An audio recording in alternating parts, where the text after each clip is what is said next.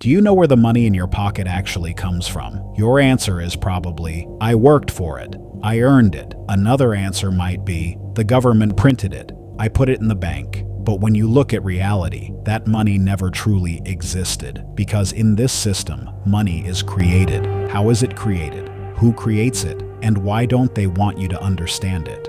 Once you understand this, you start seeing everything differently. For centuries, money was tangible. It was something physical like gold or silver. Money itself was the thing that had value. Then, everything changed. In 1971, Nixon woke up one day and said, "The dollar will no longer be backed by gold." Without the world truly realizing it, a new era began that day. Before that, the dollar was backed by real gold. So what backs the dollar now? Only trust. Trust in the government.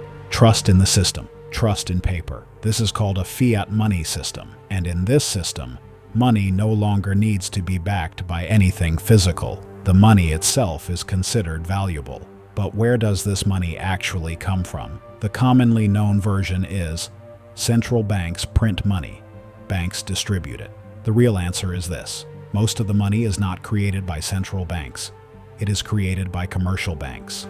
How? By giving you loans. Now pay attention to this part. You go to a bank. You want to buy a house. You say, I want a $500,000 loan. The bank does not go into a vault to give you that money.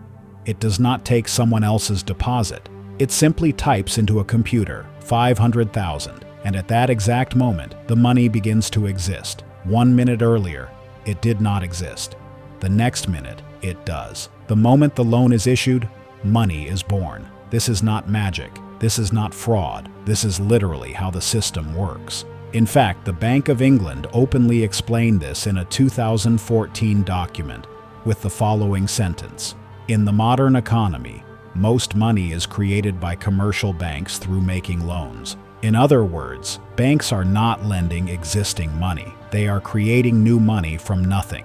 Now let's step back and look at the bigger picture. If money is created through loans, then money equals debt. That means every unit of money currently existing in the world represents someone's debt. And the uncomfortable truth is this: if there were no debt, there would be no money.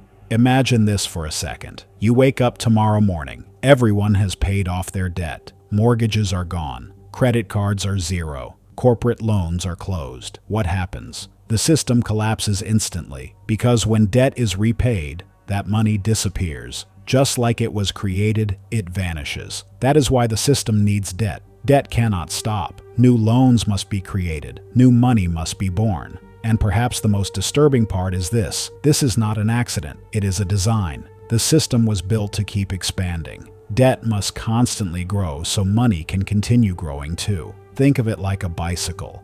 As long as you keep pedaling, it stays balanced. But the moment you stop, it begins to wobble. Now imagine riding a bicycle very slowly.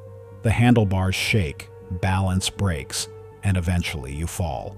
The modern economy works exactly like this. The pedal represents new debt, new loans, newly created money. People take mortgages. Companies borrow money to grow. Governments issue bonds. Central banks inject liquidity into markets. In other words, the wheels of the system keep turning through a constant flow of new debt. Because money in this system cannot remain stagnant, it must always keep moving, just like a bicycle must keep moving forward. Now think about the opposite scenario. What does it really mean when the pedaling slows down? People stop borrowing, banks stop lending, companies stop investing, consumption falls. That is the moment the balance of the system begins to break. The economy shrinks, corporate revenues decline, unemployment rises, debts become impossible to repay, and as fear spreads everywhere, the pedal slows down even more. That is why during crises, the most important thing central banks try to do is speed the pedal back up. This means lower interest rates, new lending incentives, injecting money into markets. Because they know if the bicycle stops moving, it will crash. And perhaps the most striking part is this. This system was never designed to completely stop. It constantly needs growth, more credit, more consumption, more debt, more money. Because for this bicycle to stay upright, the pedals must keep turning forever. Now let's zoom out even further. Central banks sit above this system: the Fed, the ECB. These institutions determine monetary policy, adjust interest rates, and control how much money enters the system. But here's what matters: their main weapon is still debt. If you haven't studied the 2008 financial crisis, you should. Because when banks started collapsing, the response was simple: trillions of dollars were created. Why? Because if the system collapsed, those debts would disappear. And if debt disappears, money disappears too. Governments bailed out the banks not to save banks alone, but to save the system itself. That is what a bailout really is. It was not taxpayers' money in the traditional sense. It was newly created money, which means newly created debt. Now pause for a moment and look at everything we've learned so far. Money is not truly physical. Banks create money by issuing loans. Money equals debt. As long as debt continues, the system survives. If debt stops, everything stops. And now I want to ask you the real question. Is the system producing money or producing debt? We already know the answer. Money is only the shadow of debt, and we mistake that shadow for reality. You look at the paper in your wallet and say, "This belongs to me." But in reality, that paper is simply a promise from the system, something that keeps you inside the debt cycle. And now I'll end this video with one final question. What happens if debt truly ends? Hyperinflation, deflation, system collapse. That's exactly what I'll explain in the next video. Watch the debt video first, because without it, the full picture cannot be understood. See you in the next video.